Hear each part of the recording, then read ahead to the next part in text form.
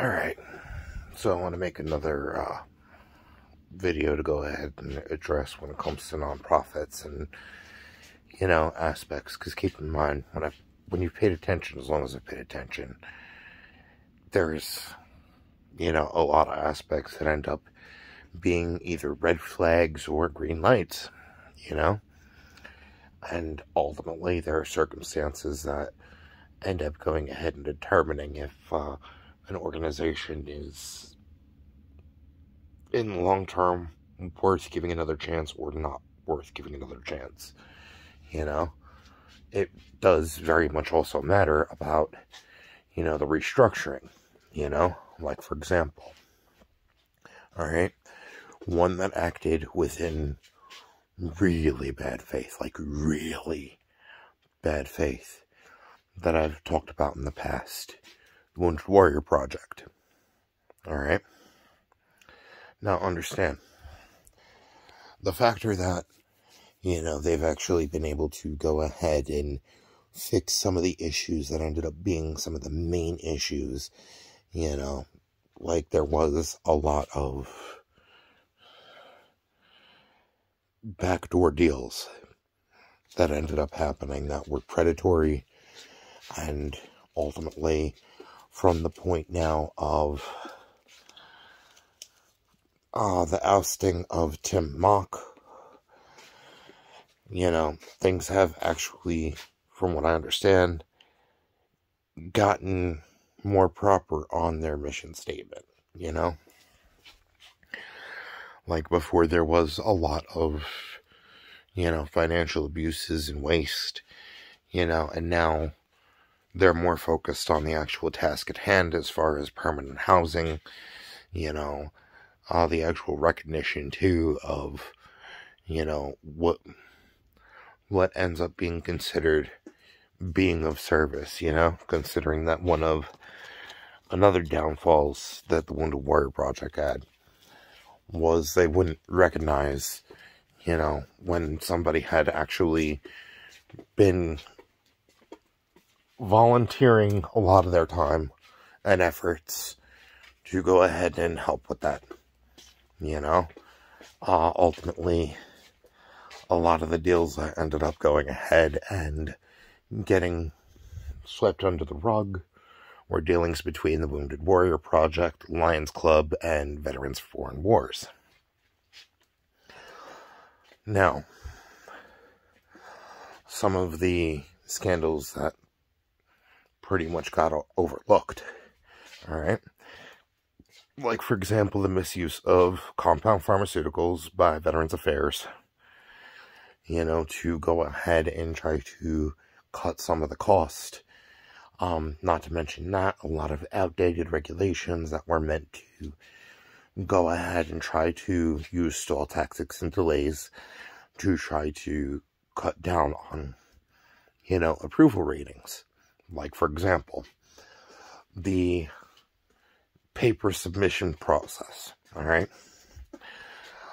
There was literally a lot of files and backlogs, from back when you had to go ahead and give paper submissions, that ended up, all those files just randomly went missing. I believe it was 13,800, so just under 14,000. But ultimately, because of that, they were people from, the older generation wars, Vietnam, Korea, like, that generation of wars. So ultimately, that ended up going ahead and showing that their reason for trying to delay and stall the actual, green lighting of, their retirement benefits was because of the factor that, whether or not it was said out loud, they figured that if those, veterans ended up going ahead and dying before they got their approval for their benefits, it would go ahead and ease some of the expense burden. But there was also money misappropriated before, under Tim Mock's watch, that directly ended up being, donations randomly to super PACs that were pretty much Green Party donations. Ultimately, it was during the Tea Party movement. We're talking, obviously, this is back during the point of, Bush-Cheney administration. But pretty much that got swept under the rug and got ignored by a lot of the coverage, from, not only the attack during, September 11th, but also, the launching of Operation Iraqi Freedom. So, ultimately, it seems like it's a pattern,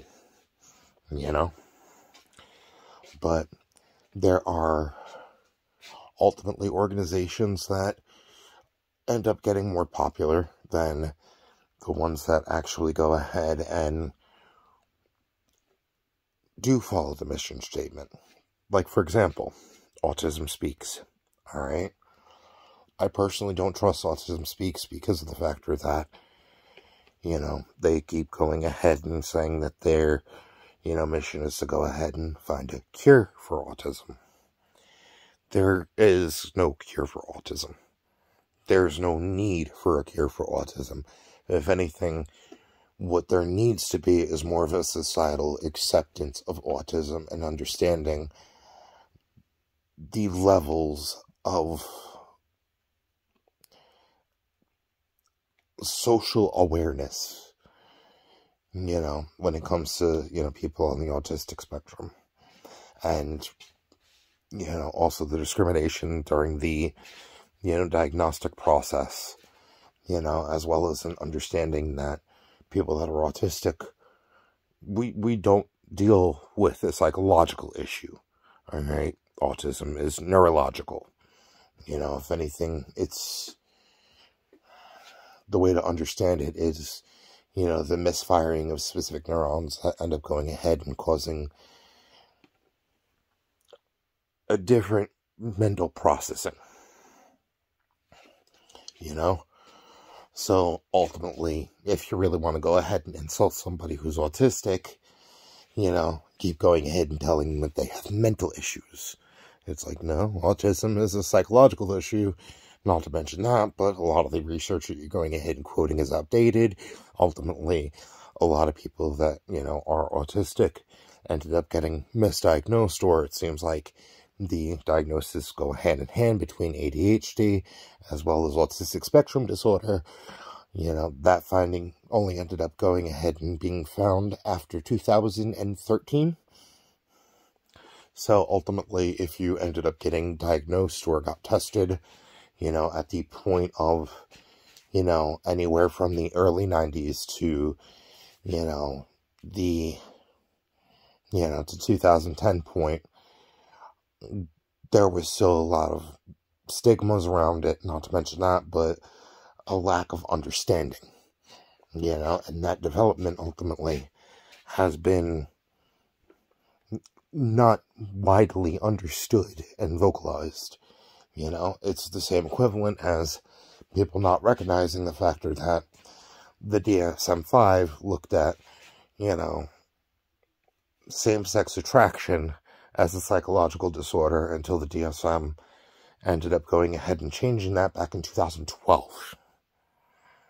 So, basically before 2012, technically, if you identified as bisexual, gay, lesbian, trans, you were considered psychologically debilitated until that was finally stricken back in 2013. So, before that, there were quite a few of us that got put through gay conversion therapy and, ended up having a lot of mistreatment because of it. But what I'm saying is, one thing I've noticed is a trend when you have a popularized charity, like, for example, Autism Speaks, they tend to overshadow, the charity that actually does help. Like, for example, Project Hope.